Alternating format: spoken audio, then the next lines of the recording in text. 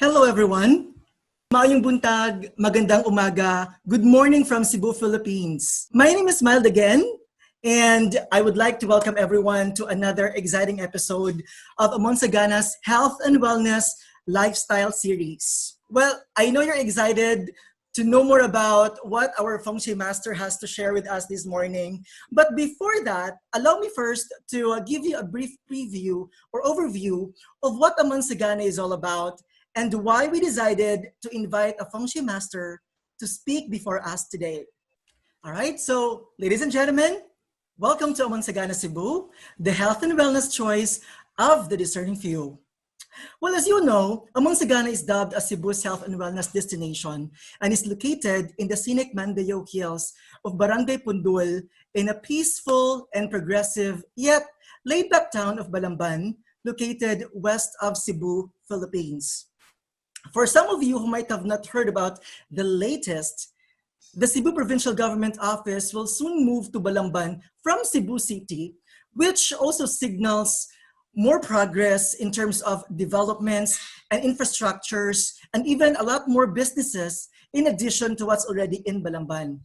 Well, we believe that a desirable project like Amonsagana deserves a location just as desirable.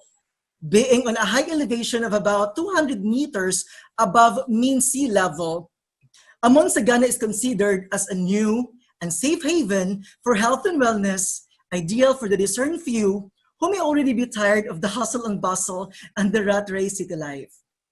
With its location, Amonsagana gives a breath of fresh air, well, figuratively and literally, because of the 360-degree panoramic views of mountains and sea. The core development philosophy of Amonsagana lies in the nurturing a sustainable environment in communion with nature. By that, we are actually an advocate of preservation of the natural terrain. We introduce native plants and edible landscaping. We introduce renewable energy. We even have water conservation and wastewater recycling systems. And we also have sustainable building specifications and materials, and even to the point of having organic gardens for an organic life and healthy living. We believe in creating a happy community in Amonsagana. And to achieve happiness, there's a need to achieve balance, starting with the environment in which one is in. At Amonsagana, we have incorporated the ideas of Feng Shui into our choice of project site and design of our houses because we believe that it is fundamental to our residents' happiness. Houses are built on stilts, and building of houses is actually being meticulously planned to give more importance on the preservation of the natural environment and the flora and fauna as part of our green and sustainable concept, which is, of course, leads to the creation of more positive energy when everything is in harmony with nature. But of course, we are no experts of Feng Shui. So we believe that there are still more about it that most people, including us, need to know about. It is a fact that most people underestimate the life-changing influence of Feng Shui over them. On the other hand, others also overestimate it, not knowing that there are also other factors at play. Feng Shui has become a mainstream word, yet not all are able to fully grasp how it actually impacts our surroundings and our daily lives. This is why our speaker is compelled to share the roots of Feng Shui and how it works. At this moment, it's better that we get the real Feng Shui master to do the talking and tell us how we can achieve the abundant life through the art of Feng Shui. Ladies and gentlemen, I'll be introducing to you now our resource speaker. Our esteemed resource speaker grew up in Singapore from a family with Feng Shui background. at a young age the power of positive and negative energy and how best to influence them have made him curious. When he was 20, what started off as pure curiosity with initial guidance soon became deep passion that led him to study under some of the most legendary masters in Hong Kong, China, and Taiwan. Having acquired some of the best kept secrets and knowledge in Chinese metaphysics that is unknown to most practitioners, it has also taught him to remain humble in practice and towards life. Thus, he prefers to be addressed as, take note, Mr. rather than Master, though I always insist on calling him the latter. As much as possible, he wants to remain a student to this subject through his life or throughout his life. With some of his time now spent in the Philippines, his aim is to utilize his vast knowledge in Chinese metaphysics, helping others to fully maximize their potential that has played a major role not only to the success in his investments and business ventures, but more importantly, to an environment, a property where one could rest, rejuvenate in peace and harmony. Well, let me tell you, he would always say that Singapore taught him to be efficient, but Philippines has taught him to be sweet. Ladies and gentlemen, friends, it's my honor to give you and to introduce to you our resource speaker, all the way from Singapore, Master Daryl Huang. Hello, good morning. Good morning, Master. Good morning. All right. I didn't know I could unmute. Okay. So, good morning to everyone. Thanks for being in this event.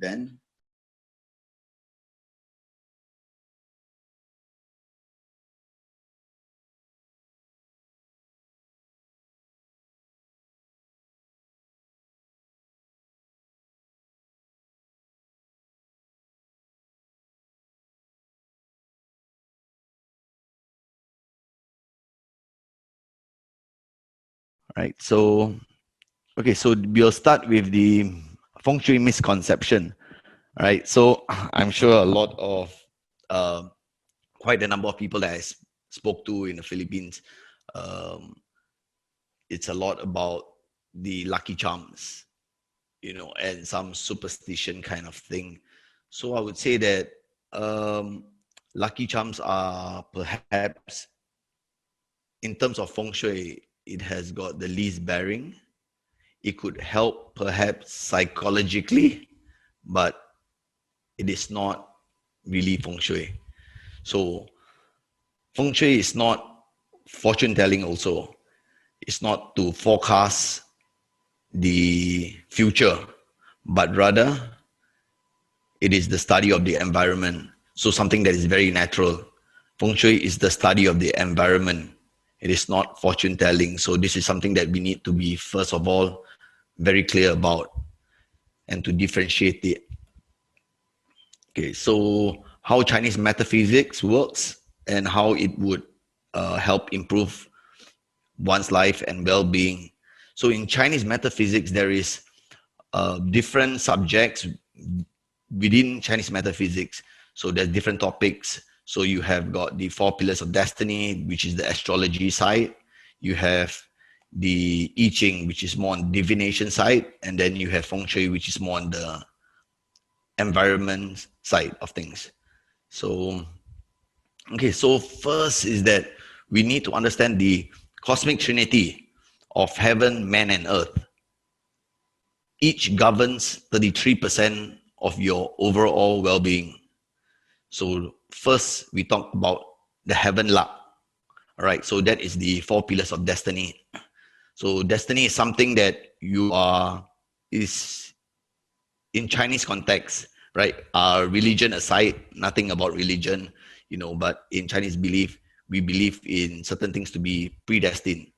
So using the time and date of birth of an individual, we gain access to an individual's predestined data, right, which provides knowledge and answers to your life path and literally everything about our life. It also provides insights to the person's default innate character their outlook, their opportunities, their intellect, etc.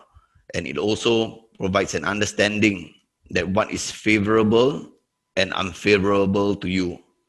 So, for example, if you're not certain things are not good for you, then so basically, it's to work on your strength and not and to improve your weakness. But you must know basically what is good for you, what is favorable for you, and in the 4 pillars of destiny, the predestined data would be able to provide a guideline, right? So, for example, not everyone is made to be an entrepreneur. Not everyone is made to be a salesperson. Not everyone is made to be a chef. You need that gift, So, like one of my videos that I've shared in my group. So it's something like the boxing legend Manny Pacquiao, right? So you can go through the same kind of training as him. You can have the same diet, train with the same trainer, work as hard as him, or even more. But once you get into the arena, you will not be able to get the same achievement as him. The reason being is that it is God's gift. His mind, physical, everything moves in a way that that nobody can replicate it. It just comes very natural. His instincts he's just born with that instinct that he knows what to do in split seconds. That's the difference. So these are things that we cannot change, right? So he's destined to be a boxer, right? So that is why he has got that gift of talent. That's the reason why he's so successful in his profession. All right. So this 4 pillars of destiny basically governs 33.3% in general, 33.3% of the overall well-being of an individual. So with this data that now you have, what it gives clarity, right? So you know what is good for you, what is not good for you, when is your luck, when is not your luck, and then you can start to plan your path. Where is your strength in your character? For example, what you are not so good at. Perhaps that is the thing that is causing you issues with building relationship with others, networking with others. So basically, it gives you clarity. And with all these data, what are we going to do? Right? We need to take action. Right? So we go to the human luck. So essentially, with these data, it paves the way to awareness. So with this data, you are aware of all these things that is in front of you. So the next thing is that you need to change. And then there will be positive outcomes, there will be improvements, right? So it is very important to be first aware and to accept. Is the acceptance that you need to accept that you are like that or you're like this, and then there are certain weaknesses that you have, there's certain things that you need to improve, right? So no man is perfect, right? Everyone has their strength and weakness, but we need to understand where is really our weakness and where our strength lies in, and work towards that too, and to improve.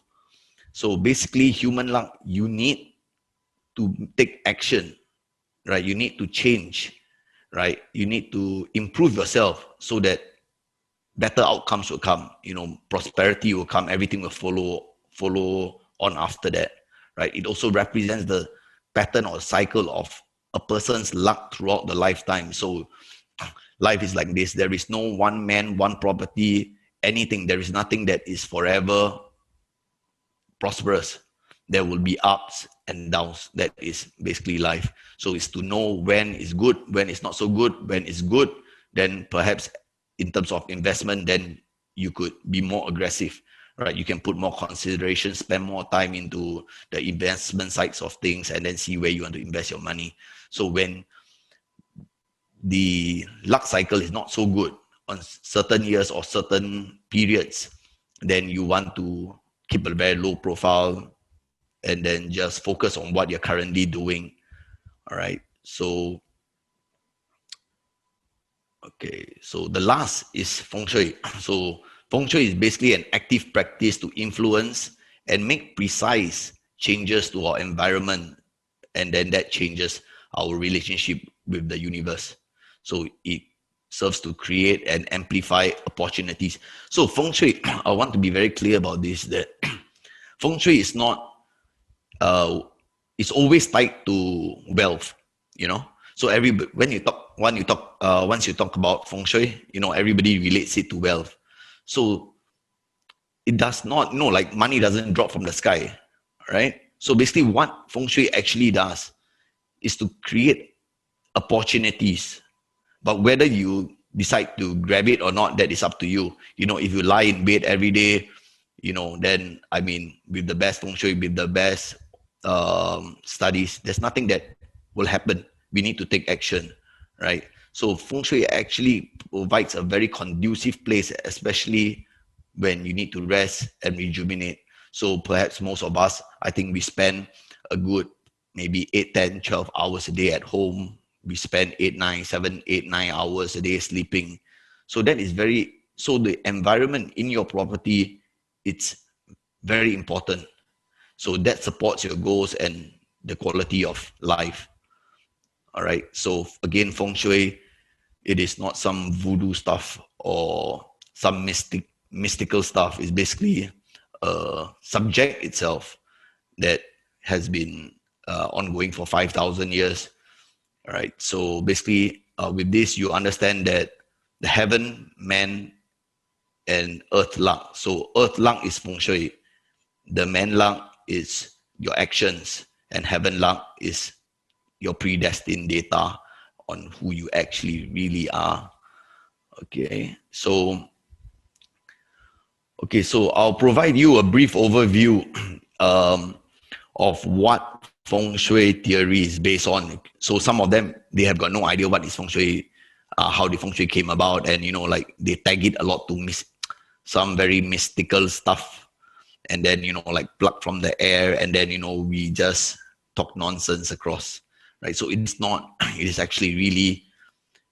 It's nothing magic. It's not magic. Also, it's basically the study of the environment, and it has dated back for more than 5,000 years ago. So throughout my years of studying this subject, I would say that theoretically it makes a lot of sense, and you can actually, on a deeper level, you can actually tie it scientifically, right? So I would say that Feng Shui has served me well throughout my last 15 years in terms of my investment and business, right? So it has proven to be effective. All right. So to share basically what this theory is all about, I'll just go a brief overview. I do not want to load everyone with too much too technical stuff, because I'm sure everyone would be pretty lost along the way, right? So I'll just try to keep it really brief on it. So the theory of Feng Shui, basically we start with the yin and yang, right? So if you look at the background image, that shadow, you can see the symbol of the yin and yang. So you will be able to see there is half white, half black, right? And then within the white, there is a black. Within the black, there is a white. So this basically tells you that in this world, there's always two sides of things. When there is correct, there will be wrong. When there's a man, there will be a woman, right? So there's always two sides of this thing, all right? And both needs to be together to sustain. They need to be together in order for everything to materialize. So for this universe to materialize, it needs both yin and yang. All right. So when we tie it to yin and yang is a little bit slightly deeper, is that when we talk about time, you talk about the day, the night, the full new moon, the summer. When there's summer, there's definitely winter. And when you tie it to the space, the environment, we talk about the sun. When there is sun, there's earth. When there is sunny, it will be shady. When there is the north, there will be the south. When there are peaks, there will be valleys. So there's always two sides to things. All right. So in terms of functions, is that faster and slower, moving, resting, growing, decay, expanding, contracting, so on and so forth. All right. So the next would be for those who have some perhaps some perhaps experience in Feng Shui. They will be, especially if there's any Chinese here today with us, then they would often hear, of the phoenix bird, the dragon, the tortoise, and the white tiger. So basically, these are used as, it is not the real dragon or the real tiger. It's basically used as markers to indicate certain landforms and how prosperous the landform is, right? So you need support, right? So yes, okay, so I'll just keep it at that for simplicity wise. Okay, so this is the other thing about Feng Shui, is the 5 elements. Behind Feng Shui, the theory is the 5 elements. So 5 elements basically throughout Chinese metaphysics, whether you're talking about different topics, different subjects within Chinese metaphysics, it requires the understanding of these 5 elements. All right. So it's the fundamental elements of everything in the universe, right? So it's used to determine the interaction and relationship in all matters. The interaction of these elements would be able to tell us that. And then each, on a deeper note, is that each element has different aspects to it. So you talk, example, fire is south, all right? Then season, climate, colors, shapes, organs, etc. Right? So there's, within each element, there is a deeper meaning to everything. All right. So if you can see that image, you would see that water, there is a growth cycle. So the growth cycle is that the wood will grow fire, fire grows earth, earth grows metal, metal grows water, water grows wood. And it has the reducing cycle. Then you go anti-clockwise, right? The wood, right, would deplete the water would deplete metal, metal depletes earth, earth depletes fire, and so on and so forth. All right. So yes, okay. So let's move to the next, which is, okay, the 8 trigrams of the I Ching. So ignore the symbol, the yin and yang symbol in the center. If you look at on the outer side, you will see these rectangular boxes. So basically, these are the trigrams, and you can see that it's divided into 8 trigrams, right? So this image itself is a static view, right? So this is like fixed. It doesn't change. It represents the, basically, this would actually evolve into the 64 hexagram. From these 8 trigrams of I Ching, it would actually develop and expand into the 64 hexagram of I Ching, right? So why is it expanded? The reason is that one is static, one is fixed. The other is that it's in current times. We need to adjust it to suit the current times. It's a process of change. That's the reason why, if you look at the image of the 64 hexagrams, the whole full circle, there is 64 hexagrams, and it's used to analyze, influence, stabilize, find the balance in the environment. So it's very important that for a person, it's not to have too much of anything. A great life is a life that is balanced, that is very well balanced. So even when we talk about the 5 elements, it's about finding the balance within the 5 elements. Too much of anything would actually make things lopsided, right?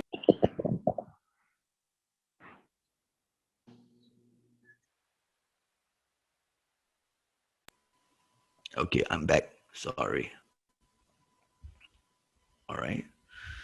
So this also represents the 64 hexagrams of I Ching. It also represents the change, influence, connection between a person and a situation. All right. So the next would be, wait, how come?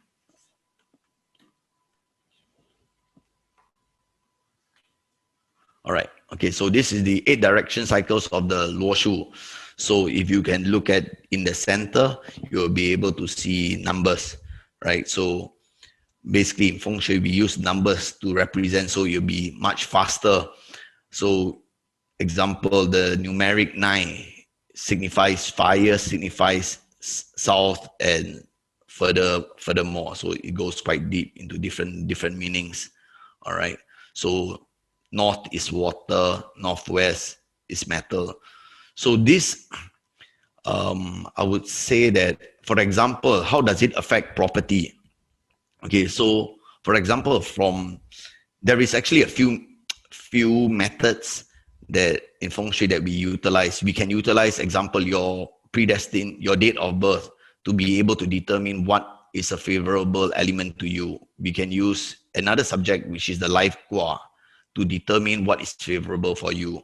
All right. So basically, we just quote for example, right?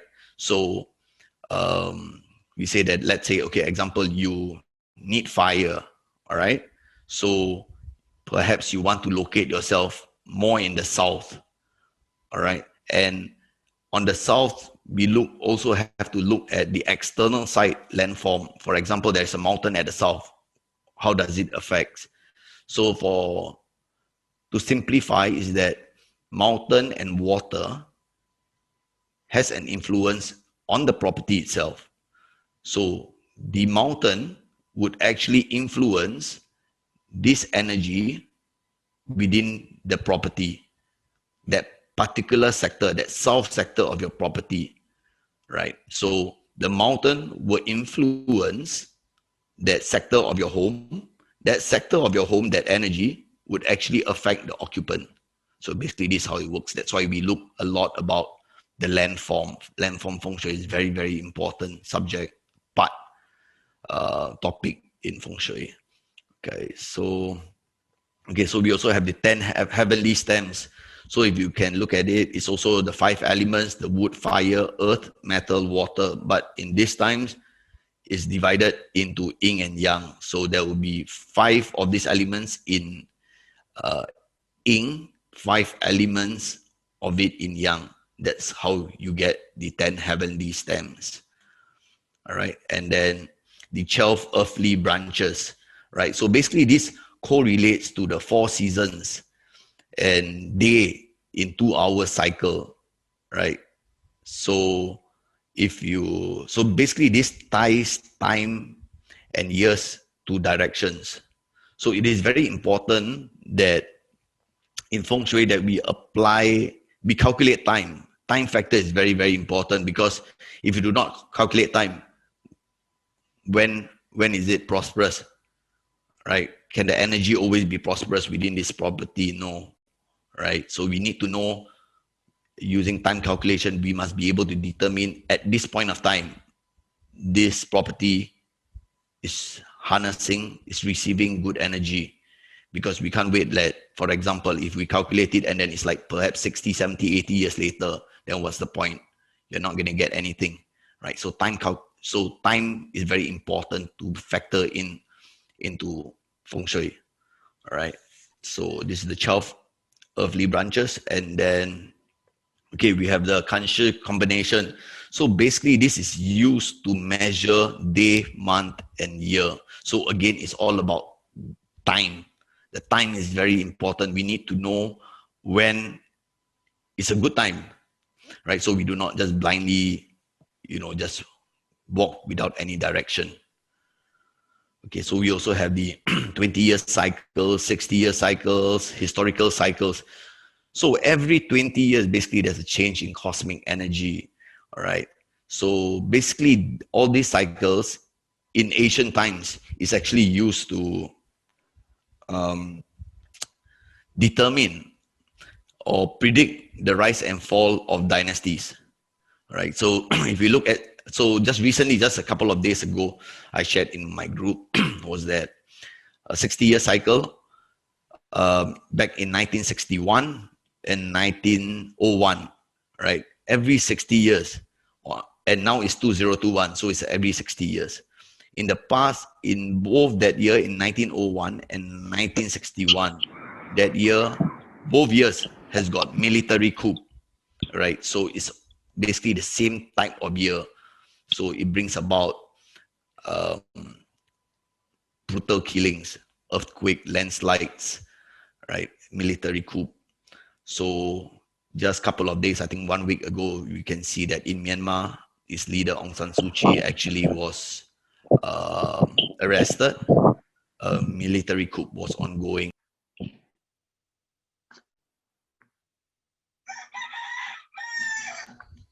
Okay, I'm back again.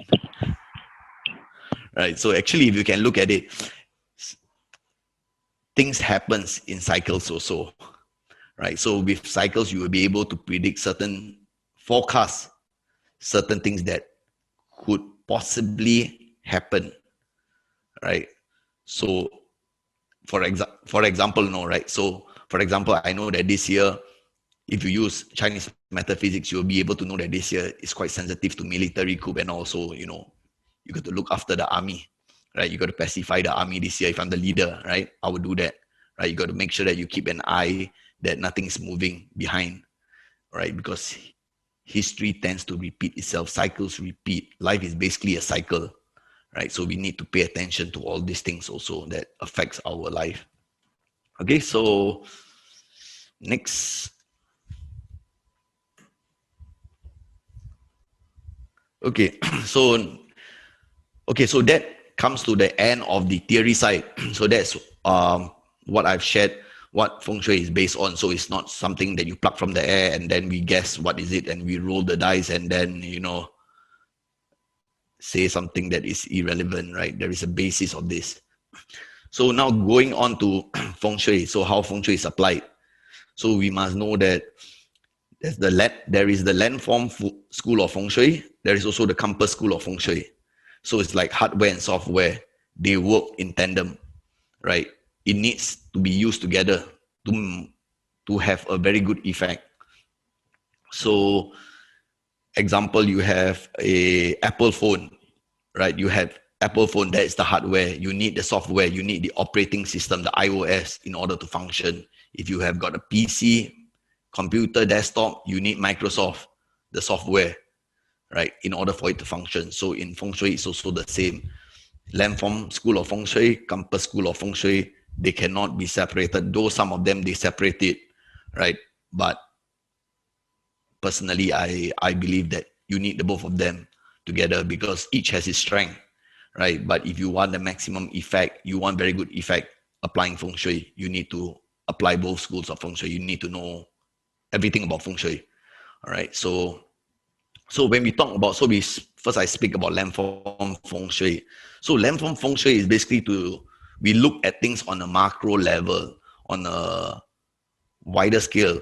So this entire area, example, we put 30 kilometers, 50 kilometers radius, right? How does the environment affect this particular property, right? So we look at land elevation, we look at soil quality, we look at where the water mouth, we call it a water mouth, right? So perhaps maybe some of you may be curious, what is water mouth? What are you talking about? What is water mouth? So basically, again, this goes back. So the basis of feng shui, there's always this saying, you know, that energy flows together from the mountain is basically where it's something like a energy warehouse, right? So energy flows through the mountains, and once it meets water, that is where it starts to consolidate. All right, so we need to look at where the water mouth is, because the water mouth, the junction, is where you have the most energy, right? And then we need to determine if it's a good type of energy that is flowing, that is coming, or is it negative. So if it's negative, then we try to avoid. So basically, landform feng shui, we need to look at the macro level of things and how the environment how can the environment support the particular property. Then we move a step closer to the example 1 kilometers, 2 kilometers or 500 meters, 2, 3, 500 meters within that property radius to see the structures, right? How does it support this property? Okay, so once after we have understood the landform, that we know that there is good energy that is coming, that they can receive, that the property can harness, only then we go into the internal feng shui. If the outside fails, we don't even bother to look at the internal feng shui. All right, so there are people that, there are feng shui masters who actually go straight to internal feng shui, right? But I would also say it depends on country basis, right? Certain countries, especially countries that are very large, big, right, then you definitely can't straight away go to internal feng shui, right? You need to look at the external aspect first. If external aspect pass, right, then you go into the internal feng shui. If outside fail, forget about it. There's nothing basically you can do much about it. All right, you can't hang some stuff and then reconfigure the energy. It doesn't work that way. It's not being practical. Okay, so once we go into the internal feng shui, then we look at, example, the main doors, right? So the main door is like your mouth, right? So you eat, you take in food, right? Whether are you eating good food, healthy food, clean food, or you are taking all the junk food and all. So this basically affects the health. So the main door is basically like a mouth, the mouth of the property, right? So you need the mouth to be harnessing, receiving, taking in the good stuff. Then the property would be strong also. Naturally, it'll be more prosperous. Then we also look at the living room. So it also depends on how much time the family spends in the living room. If they don't really spend so much time in the living room, we don't bother so much about it. We look just at the windows and what energy could possibly come in from that windows. And then we also look at the kitchen. So basically kitchen is the secondary. It governs your wealth as well as your health. Is the secondary wealth spot, maybe just to put it nicer, phrase it nicer, wealth spot. So it governs wealth and health in the family. All right, and the placement of the rice bucket is very important. Also, the stove positioning is very important. It must have got support. It must face a prosperous direction, right? So then that improves the health within the family. All right, and then we look at the toilet is basically so basically every property you have the good and the bad energy. This is how it is. There is no one property that only has good energy, right? So again, the yin and yang thing, everything, there's always two sides. There is no perfect scenario. But when we do internal feng shui, using compass, we will be able to determine the energy map within a property. So once we have that energy map, we would know where is the good and the bad energy resides within that property. So we would want to use the good energy for bedrooms, for the kitchen, for the main door, right? And the negative energy, preferably we want it to be in the toilet, because that's something that you don't spend much time, maybe 10-15 minutes and you're out, right? So negative energy, we want the toilet to be all there, or the storeroom, something that you don't use. Just keep it quiet, lock it up, close it up. You don't really use it. It doesn't affect you at all. And then we go to the bedroom. So the bedroom is very important, because that is something that you spend a good 7, 8, 9, 10 hours a day sleeping. So you need to have a very conducive room, right? And the room, your headboard must have a support that stabilize you when you're sleeping.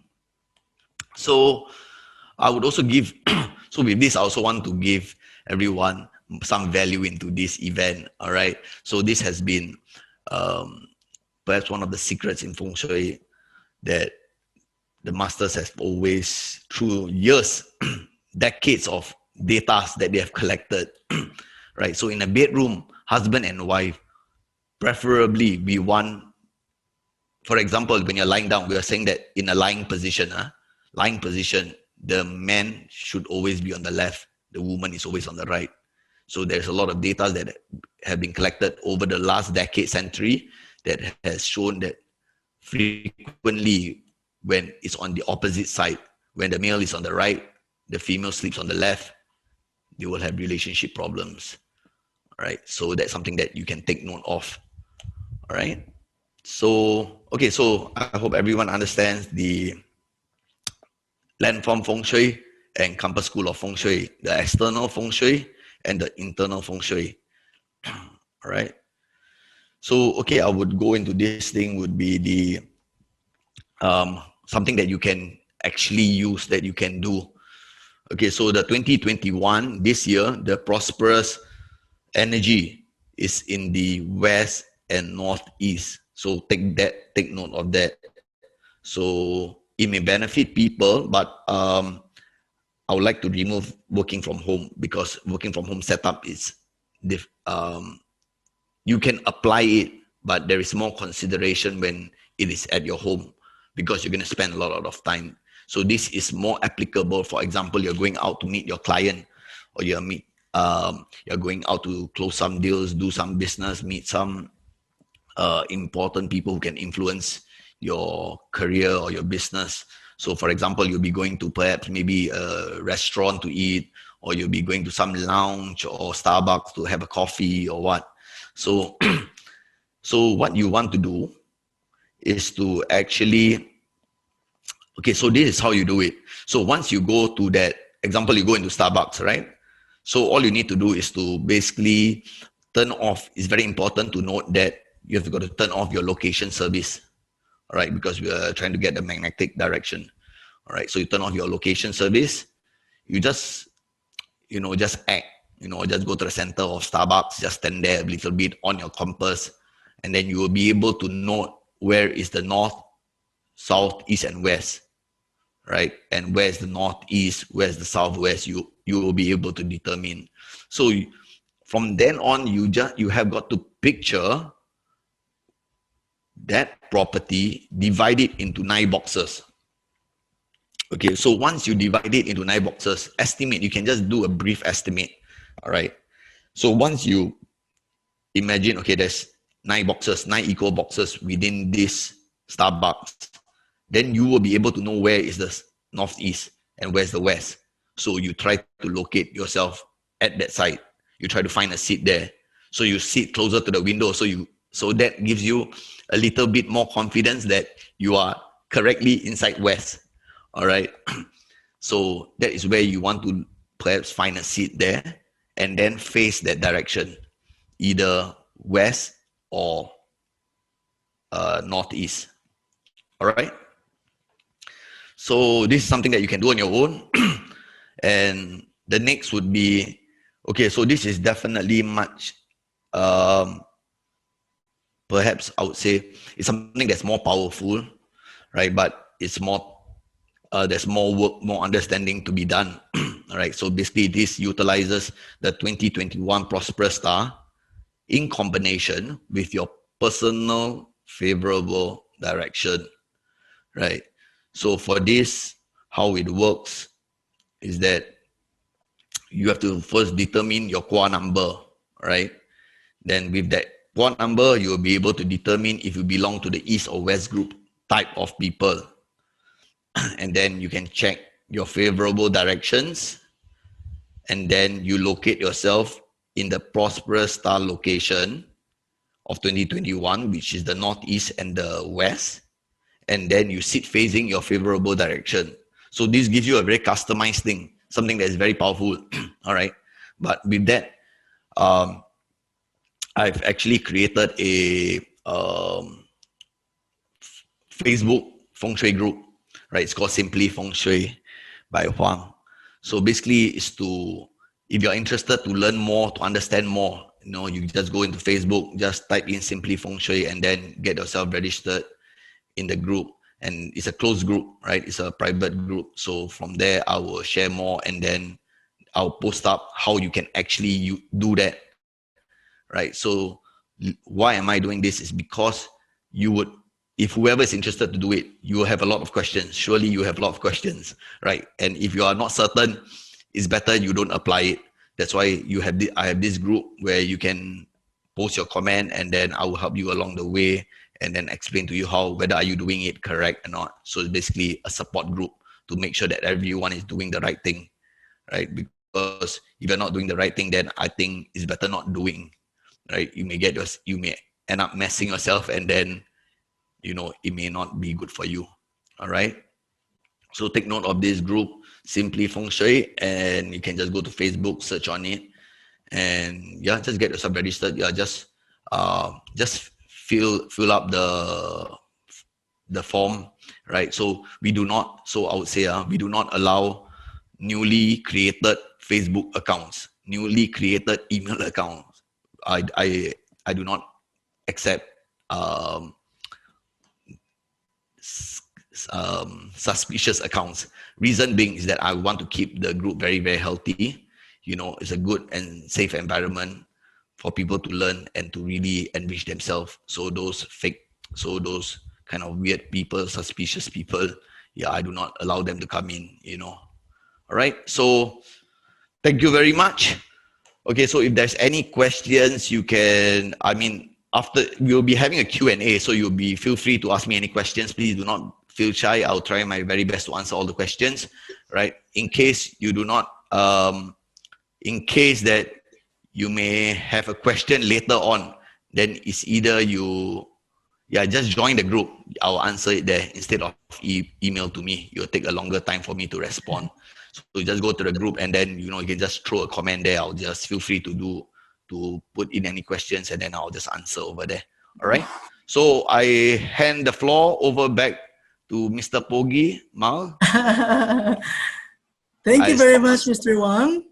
I would say Master Wang. Thank you very much. Now, okay, talking about questions. While you were already doing your talk, we've already gathered some questions, interesting questions from our viewers from Facebook, also from our Zoom meeting room, and also from friends who are texting me All right, with their questions. Great. Okay, Master Wang, are you ready? Yes, let's go. Okay, let's do this. I'd like to start with a question coming from one of our friends from Security Bank, Ma'am Terry C. So she was actually asking, Master, can we change our destiny? Okay, so destiny is fixed, right? So you can influence it, but you can't change it totally. We're talking about like 360 degrees change, right? You can improve on it. So you need to use, there's two parts that you can use to influence your destiny, right? One is through taking actions, right? So you need to understand your destiny chart and then you take actions to change and improve where you are lacking, and to understand what suits you, what is favorable, what is not favorable for you. And then you use Feng Shui to provide a very good environment for yourself, which influences your destiny also, which puts you in a better position. All right, so I hope I've answered your question. There's two parts. One is that you need to make changes to yourself. You need to change yourself. The other is to utilize Feng Shui. So many times, a lot of them, they would prefer to use Feng Shui because to ask someone to change is very difficult. Even through my experience, it's very difficult. It's only when in a time of crisis, very bad times, then people are willing to change. When times are good, nobody bothers what you're talking about. Nobody is willing to change. Very difficult. That's why they just opt for Feng Shui. It's faster, easier, right, than changing yourself. All right. So I hope I have answered that question. All right. Thank you. Well, anyways, if you still have more questions later on, you can always go to the page, the Facebook page of Dr. Master Wang to give your questions. But Master, I still have some more questions here. Yes, go ahead. This is coming from Miss Yvette Yap. She's asking, what is in store for us in this time of pandemic? What is in store in this time of pandemic? What is in store? You want the truth? In general. In general, I would say that like this year, things would still be relatively slow, so because there is a missing element of the fire. Fire signifies happiness. So that element is still missing. So when it's missing, people are still not happy, investors' confidence is still kind of low. So you don't expect the stock market to be flourishing, right? It's going to be very volatile. Will be a lot of speculation going on, right? So so this year that's why actually I think it's a very good time. That's why I wanted to do this Feng Shui to share with people more, because it's actually a very, very good year to reconfigure ourselves, because now is the time that you don't get to go out so frequent. You don't get to meet clients face to face. So it's a very good time to sometimes to sit back, reflect, scrutinize your plans, right? And then reconfigure things. And then let's wait for a better year, better time. and then we can move towards that direction, and then we go more aggressive in our approach, right? Right. Right. Okay. Good. Next question, Master. This is actually coming from our friend all the way from LA, from Los Angeles, Oh, Mr. Ed nice. Franco. Yes, he's happily married to a Filipina, and his Oh, question great. is something to do with, the position in bed. I mean, like of Right. the husband and the wife. So his question is, okay, let me just look at this one for a while. Regarding bedroom and couple lying in bed on left or right, how do you determine left or right? So in a sleeping position, so on a sleeping position, imagine you're lying on the bed, right? Mm-hmm. The man must be on the left, the woman must be on the right, in a sleeping position. Correct? Could you Yes, able to understand that? So on a sleeping yes. position, so when you're lying down, you got to make sure that the bed is like this. The man sleeps on the left, the woman sleeps on the right, lying down like that. Yeah. Ken, is that a good explanation? Okay. Perfect. Yes. Okay. Follow up question, Master. What Yes. if one of the Yes. Go ahead. partners would actually insist on sleeping on, I would say, the wrong side of the bed because that's his most comfortable or that's her most comfortable position or side of the bed? Is there anything we can do about it? Um, if they are very comfortable, then you can try. I mean, as in, there is no harm trying. Keep it to the, because if you are very comfortable in that position already, then don't make changes to it. But you just monitor. If you notice that frequently, things are getting more tense up, argument is going on, then maybe you want to swap positions and then try it out. Yeah. So it's also very important to make sure that at the back of the bed head there is no windows. That is definitely a no-no. All right. So when you're sleeping, your bed head above your bed head should never have a window. Okay, that would actually affect your sleep. You're not going to sleep. So whoever has got a window above your bed head, um, I'm pretty sure that you have problems sleeping, or that the relationship may have will be under more stress, and possibly there could be a third party coming in. All right, so the just take note of the bed head. Above the bed head should not have a window. So if you have a window, if the next question would be, if you have a window, what am I supposed to do? Either you seal it up, put a curtain, close the window, put a curtain, put a blind, block it out. All right. Right. Actually, there's a question related to that, and I think it's been answered already. Why there should be no windows on top of the head at the bed head. So I think you already answered that one. But the thing is, there's also another question here, coming from Miss Yvette. What is the fortune of a metal rat for this year? The metal rat. Okay, so you can actually go to my Okay. group. There is I've actually posted up um, the all 12 animal signs, the forecast of the year. But do take note, please take it as a guideline, because when we talk about the year only, right? Because I don't want you to later tell me, say, Master, you're not accurate. All right. So we are only factoring the year, right? So when there's a year, so basically when we look at such things, we always look at the year, the month, the day, the time. But I do not have all these data of each individual. So it's basically compiled only using the year of birth. So you will be able to definitely see certain things, but you also need to basically it serves as a guideline, so you will know basically more or less what you should avoid. All right. Yes, so you can go to that group, and then it's posted up there, or you can go to Property Online Philippines, the Facebook group. It's also posted there. I share it publicly. Yeah, so you have got the 12 animal signs. You can find your own animal sign, and then you can just do a read up on it. Okay, thank you for that, Master. Well, it's obviously that people are actually very anxious nowadays, especially with all this pandemic happening going. One of the questions that is being raised, this is actually from a family friend. This is coming from Tita Emma Gaviola. So it's quite a loaded question. Let me just read it to you, Master. In this time of pandemic, you are more driven with negative feelings because of the fear, the fear of getting sick and anything that suggests negative outcome.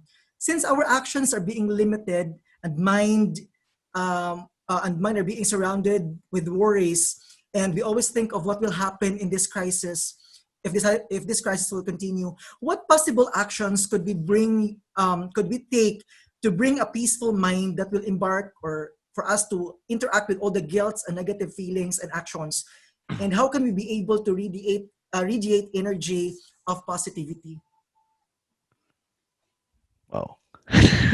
Okay. Let's start Okay. with how can we, the thing is, how are we going to deal with all these fears that we have to be able to radiate positive energy? So I would say, maybe a bit yabang, but fear is just a form of emotion, right?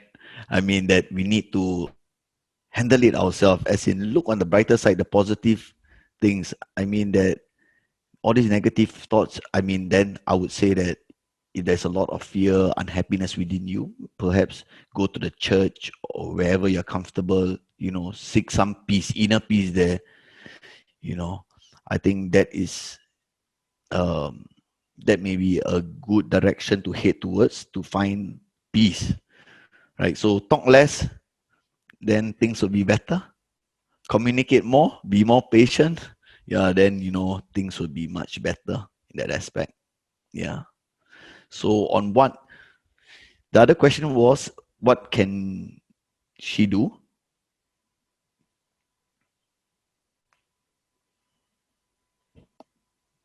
Uh, I I can't hear you. Sorry. Okay, the other question was what is she going to do to be able to radiate the positive energy? You mean to harness to? Yes, Okay, I would like so to put it that way. I would say that what you can do is to basically, example, you want to DIY yourself. What you can do is actually focus on your main door. So make sure that the main door, just outside of the main door to the inner side of the main door, that area, make sure you declutter it, make sure you keep it spanking clean. All right, because that is where the mouth is, like what I've mentioned just now. That's the mouth, right? You got to make sure it's clean. That area is clean, right? So that you can better harness energy. And because in Philippines, I've noticed one thing is that everyone is quite used to closing their main door, right? Maybe there is more teeth or more more robbers. I do not know, right? So basically, for me, when I'm living in Philippines, I always leave my door open, right? So because when you leave, if you close the door, then you're not going to get anything. Even if you got good energy, you would just go to someone else's house, right? So it's good to open your door, or maybe have look at different alternative of doors that you can that allows air to flow in, which would be ideal, more beneficial. Then keep that area really clean. So then you just hope that your house, that main door, is actually in a good location, harnessing good energy. Then all you need to do is open the door and done. That's nice. Okay, thank you very much for that, Master. Another question coming from one of our viewers. This is quite related to the sleeping position, Right? and this is quite personal. This is Yeah, from yeah. Herenita Cortez. So she said, we experienced the sleeping position in the wrong side. I was pregnant at that time. I used to sleep at the left side. We don't understand each other. What happened to us was we broke up a few months after. Is it possible to fix the relationship?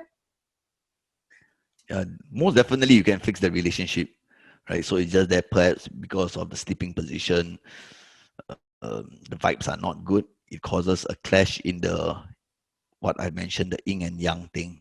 There's a clash in there. So definitely you can salvage. You can communicate, have a cup of coffee, iron things out, right? Be contented. And then, yeah, it's all about acceptance on the positive side. Keep that positive thinking because I think, and Filipinos are very positive people. So I don't think you have a problem getting back together, right? Everybody can see the brighter side of things. We can make fun of even the saddest moment, right?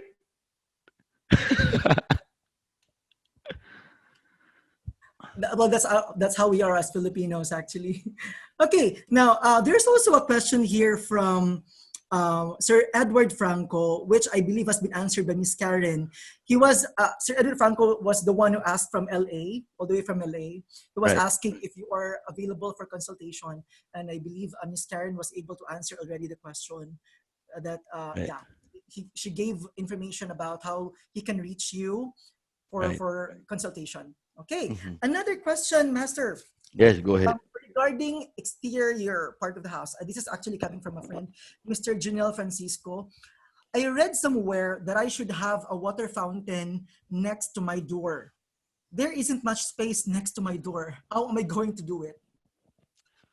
Okay, so question. So a lot of times, whatever you see, read on the internet, we must take it with a pinch of salt and not to get too serious with it because you need to know why are you putting the water fountain there, right? It's not if putting a water fountain is so easy, then I think all of us sitting here will be very rich today or having a perfect life right now because all we need to do is just to put a water fountain just at our doorstep. So we need to know. The question is, why do you want to put it there? What are you trying to do with that water fountain? Which, yes, the water fountain is an element aspect because it's water, it's an active water, right? But the question is, what do you want it to do? What element are you trying to improve? What energy are you trying to strengthen, right? Because if you use water is a very strong form um, of enhancing and reducing bad energy. But it's also tricky. It's also very important to know what energy is there first.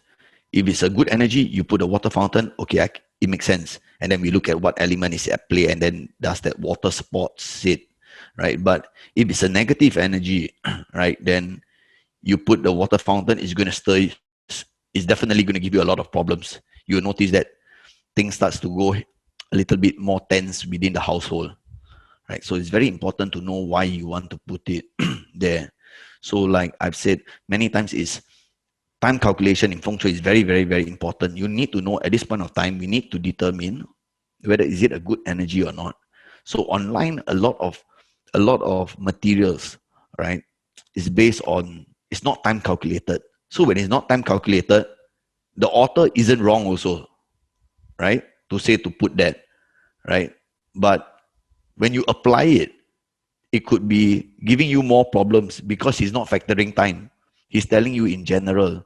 So, so when you take in information online in terms of feng shui, you got to uh, you can go and read everything. Just go and join my group. So if you're not clear, you just go there, you ask me, and then I'll tell you. I can give you some pointers and then guide you along that way.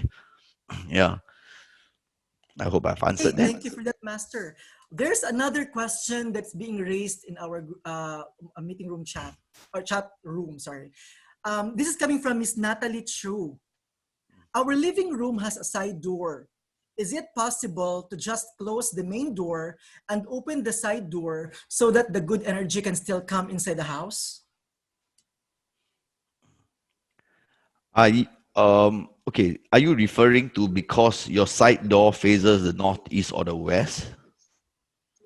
Um, yeah, I have to assume that it actually has that kind of scenario, but that's the only question being raised by Miss Natalie Chu. Okay. So She doesn't know the position. There's a follow up here. She doesn't know the position. then why do you want to close the main door and open the side door? I mean, like, can I understand why do you want to do that? She says here the side door has a screen. Okay.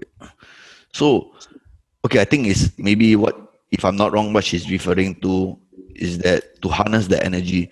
So basically, a good percentage of energy flows at ground level, right? So if you open that window, you will still get good energy. You still get energy penetrating through, but it's not. I mean, it's okay. Like maybe just an assumption. Maybe 30-40% of energy comes in from that. 20-30% of energy comes in from the window.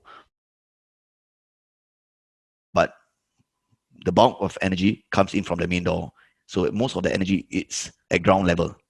That's why they always say staying in a landed property is better than a condominium, right? So basically, because that is where the energy is. Under the ground, there's water. So like I mentioned just now, energy flows with the water. Once it gets in contact with water, it consolidates. So that is the reason, the theory behind it, right? So I still advise you to maybe change the door to one that has got a screen, because I see many household homes in Philippines, you have that, like a gate to your door. I mean, assuming that you're living in a condominium or apartment, there should be a wooden door and a gate that has got some netting. Maybe you can use that. Yeah. Thank you for that. That's also from Ms. Natalie Cho. Also, another question coming from a friend, from Janelle Castro. How about the bed location in the room, Master? What's the better direction to place your bed? I mean, like, where it should be facing to? Okay, so this, it depends on individual. So so again, going back, you can actually use, there is different ways that you want to apply it. So you can actually use the qua number to determine where is your personal favorable direction, and you use that personal favorable direction to have your bed head against. So when we say facing, in a sleeping position in a bedroom, it's when you're lying down, your head points to which direction is the favorable direction. It is not that you're sitting on the bed facing upwards and then you face your direction. The direction should be taken when you're lying down and you're in a sleeping position and your head points to which direction. That is the correct way to determine which direction you should be facing in the bedroom. All right, thank you for that, Master. Okay, this next question could be very common to most of us here. I read a lot about the importance of mirrors in feng shui. Can you explain how they work? Okay. So basically, feng shui doesn't mirrors again. So okay, how does actually mirrors work? Basically, you can use it to duplicate energy within the property. So because when you have a mirror, you can actually bounce the energy around the house. So but again, you need to know what energy you want to bounce. Why do you want to use the mirror to what do you want to use it for? What do you want to attract? What are you trying to pull in? That's the thing that you need to ask yourself. All right. So it's not that you just let's have a lot of mirrors, you know, then it's good. It's actually not good to have too many mirrors within the house. And yeah, so example, if your main door, right in front of your main door, when you open your main door, you put a mirror, right? Everyone who comes back late at night, is going to be very, very uncomfortable feeling. When you open the door and then you see you see yourself, or when you walk past, you see a shadow. It causes a kind of discomfort. Yeah, so it's not to. So when you put mirrors, just put it more strategically located, unless you really know what you want to use it for, right? So to answer your question, is basically mirrors are used to um, flat mirror. We're not talking about the parkour mirror, the concave mirror, or anything. Just a normal mirror. Yeah, it's used to pull in, influence the energy on the other side of the room, right? And to bounce the energy over or bounce it away, depending on how you want to use it. Yes. Okay. Now, I understand, Master, that most of our viewers now are very eager to contact you for consultation. Yes. Mhm. Some of them have already sent messages of their interest in getting your consultation. But when is the best time for a feng shui consultation? That's coming from a friend, that's Sherife Acabo from Okay. New York. From where? From New York. New York. Wow. Yes. Nice. That's very far. New York is a nice city. I heard it's very good for shopping. I've never been there.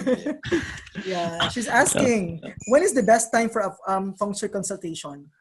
Okay. So I would, okay, I just want to be very, very honest, about everything, right? The best feng shui is done before you buy a property. It's very, very important. So let me explain this to you. So, for example, you buy a property already, and then you engage a feng shui master. What do you expect him to do? I mean, honestly, he only can tell you good or not good, and then maybe we can mitigate things here and there, right? And that's about kind of that's it already, right? So you're stuck with the property, right? Whether the property suits you or not, you know, from my understanding, no masters will tell you say that. I mean, you just bought the property. I can't be going to your place and tell you say your property is it's really bad and then please move out. You're gonna offend people, right? So everyone will be very diplomatic in there, right? But the reality is that it's best to do feng shui before you buy the property. So example, so how it basically works is that you got to go and find the number of different properties that you like first. Then you engage, send the floor plan, everything to the feng shui master, and then let him assess which property suits you, which property from a macro level, right, is good, right? So yeah, so it's better to do it before you buy a property. So selection of property is very important because once you select a good property, right, it makes the job become way much easier. First, I know that definitely again get good energy. I'm just going in to switch on all the lights. Correct? It's like switching on all the lights. I just have a good property. We just go in, turn on all the lights. The whole house illums, right?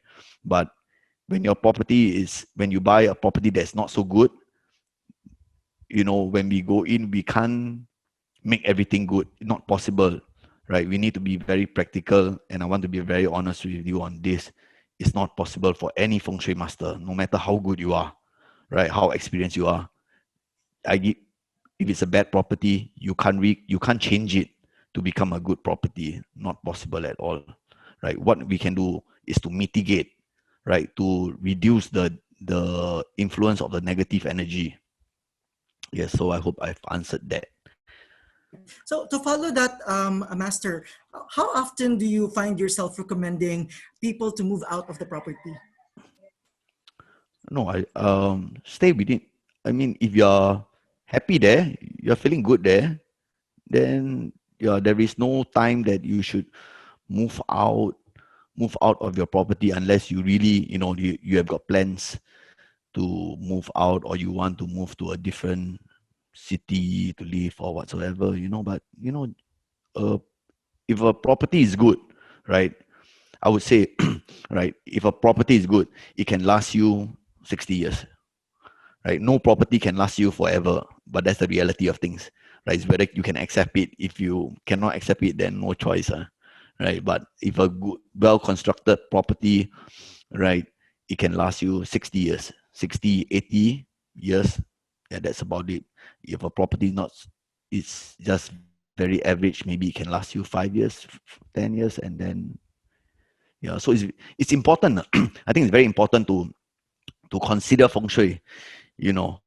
But again, I'm not trying to sell myself, right? You can find any other feng shui master, it doesn't matter. But just as a guidance, it's very important to consider feng shui because I've I've tried it before.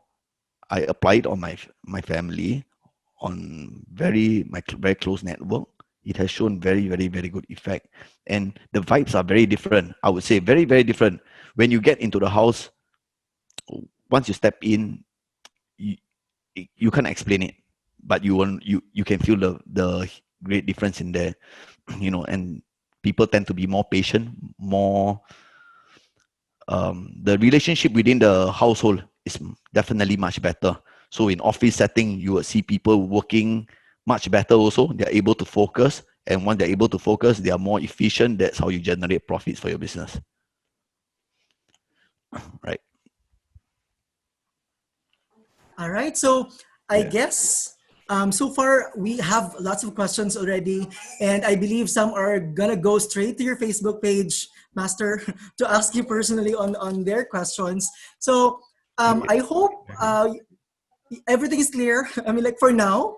And if you have questions, again, we would like to invite you to contact Master Huang through his Facebook page with, of course, those accounts that are, I would say, legit, because that's the only those are the only accounts that Master Huang will be accommodating. So again, it's my honor to have you we're here with us, Master Huang, and to have everyone also to join us today.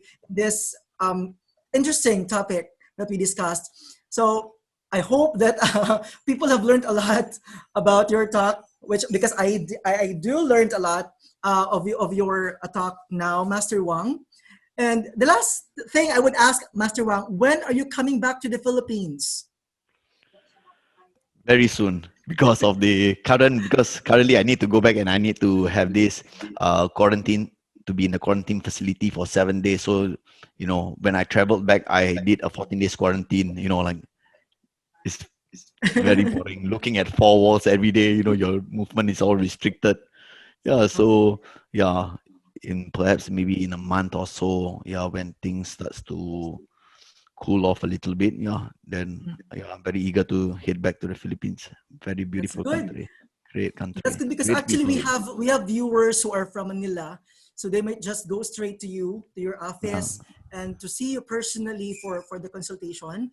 And yeah, I believe you also have other friends from the U.S. and even other parts of the world who are willing to ask for your consultation.